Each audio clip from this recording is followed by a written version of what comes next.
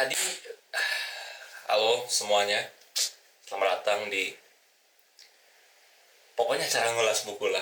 Gue belum ada kasih nama.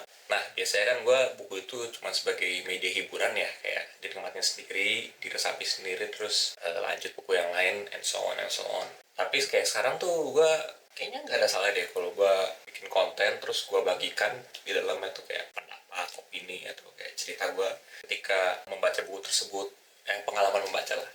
Nah, untuk di episode pertama ini, itu gue sebenarnya ada beberapa pilihan. Cuma di sini ada beberapa buku yang kayak gue udah baca long ago, udah lama. Gue kayaknya ntar harus baca ulang sedikit untuk sebelum gue buat. Gue mau ngulas yang beneran baru gue baca aja.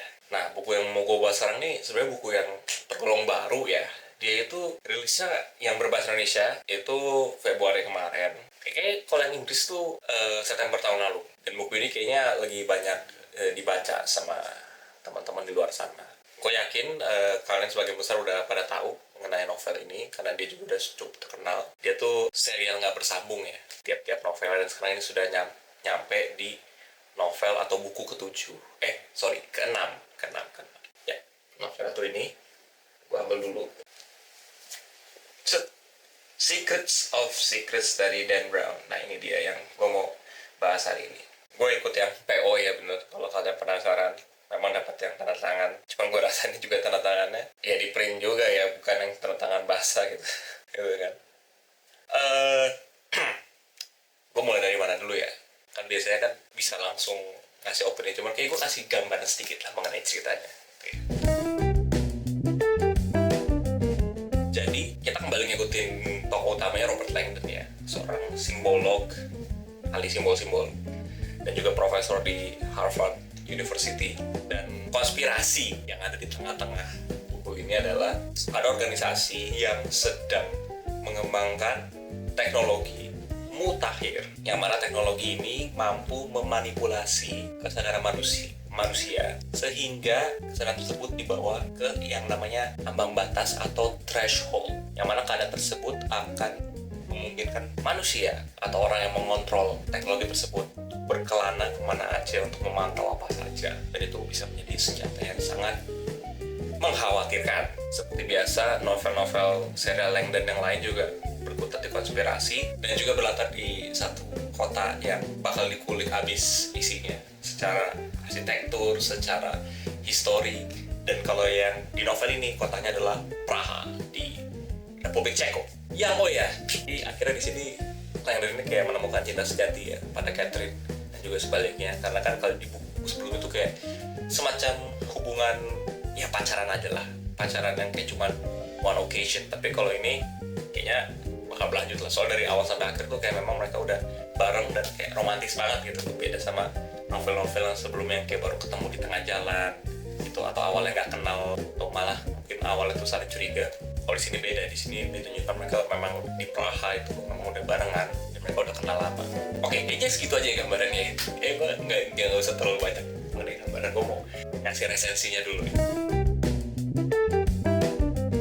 Sebagai background dulu ya, gue tuh senang Dan Brown tuh udah cukup lama karena salah satu dari novel-novel awal yang bikin gue tertarik untuk membaca novel gitu. Dan hampir semua novelnya Dan Brown ini udah gue baca kecuali Inferno, karena udah malas aja karena udah terlanjur nonton filmnya.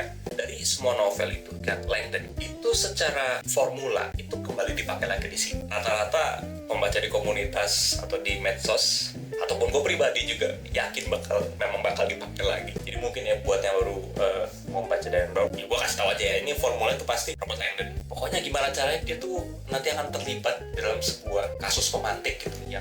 Kemudian dia terseret membawanya kepada konspirasi atau ke sebuah isu yang lebih besar. Tapi dia juga memiliki seorang pendamping, yang mana pendamping ini biasanya seorang wanita. Dan tentunya konspirasi ini nggak akan beda jauh terkait dengan teknologi atau sains atau sesuatu yang groundbreaking lah yang bisa menggoncang kestabilan dunia lah bahasanya kalau sampai ketahuan atau mengancam hajat hidup banyak orang. Dan di perjalanannya pasti dia juga akan menjelaskan kayak histori atau latar belakang dari tempat yang menjadi pusat konflik.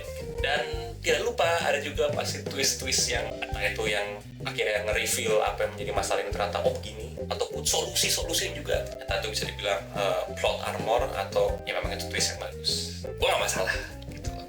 Dan Brown mau kayak gimana, mau modifikasi ceritanya, gue gak masalah selama gue masih bisa nikmatin. Gini ya, ini buku itu 742 halaman, tetapi cerita di dalam sini itu secara cerita cuma berputar di 24 jam. Bab-bab itu pendek-pendek. Ini aja babnya aja ada 140 bab, termasuk dengan epilog. Dan Brown ini buat cerita itu benar-benar page turner ya, pacingnya cepat. Detail peristiwa yang terjadi dalam satu waktu yang sama itu bisa dipadetin. Satu lagi terjadi di New York, satu lagi di Praha, satu lagi di Praha juga tapi di tempat yang lain. Itu sudah menjadi ciri khas Dan Brown. Dan juga banyak ya istilah-istilah sains dan teknologi yang mungkin kadang harus dibaca 2 kali biar lebih paham konteksnya itu apa, lagi ngebahas apa itu. Apalagi ini kan mendalami mengenai kesadaran manusia ya, ada banyak istilah-istilah psikologi, kimia, biologi. Tetapi sebagaimana Dan Brown yang sebelum-sebelumnya juga, kalau yang ini kan gue dari penerbit Serambi ya, terus ini kalau ini dari Mizan, itu gue percaya mereka bisa terjemah dengan oke, dan memang bagus gitu, kita cepat paham. Ini gue termasuk bisa dibuat non-stop baca ya selama seminggu full untuk namatin ini. Ada beberapa halaman yang bikin gue nge-drag atau kayak rada malas baca, itu terutama kayak penjelasan sains yang terlalu panjang dari Catherine. Favorit gue di sini adalah aksi dari editornya si Robert Langdon, yaitu Jonas Volkman. Kalian baca aja. Gue banyak tertarik sama si Jonas Volkman, pokoknya gokil. Dia itu plotnya dia di situ tuh menurut gue yang paling seru di antara semua. Kayak memberikan warna yang berbeda lah untuk di buku ini. Dia sama Alex sih. Pasti deh ada momen-momen dimana gue kayak mikir, emang ini mungkin kan dilakukan? Emang ini beneran ada? Kayak skeptis gitu loh.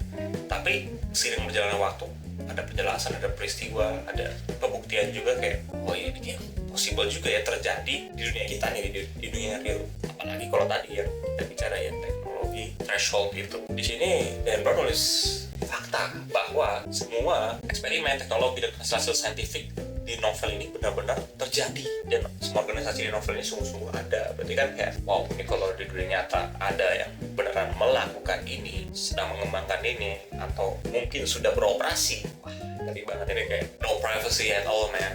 Ngeri. Orwellian juga ya novel, surveillance di mana-mana dengan menggunakan kesadaran manusia secara langsung. Ya dia mencapai ranah sains yang amat sulit untuk dimengerti ya, tapi juga di satu sisi kehidupan semua orang lain jadi kebongkar, bisa dibongkar dengan itu, membuka rahasia dari semua rahasia, secrets of secrets.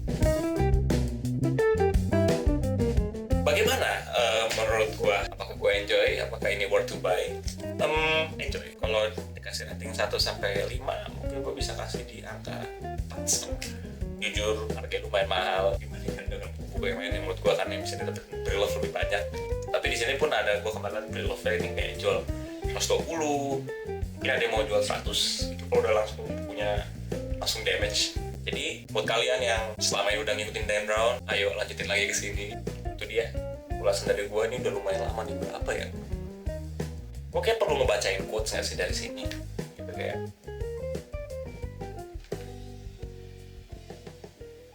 Kayak nggak usah deh.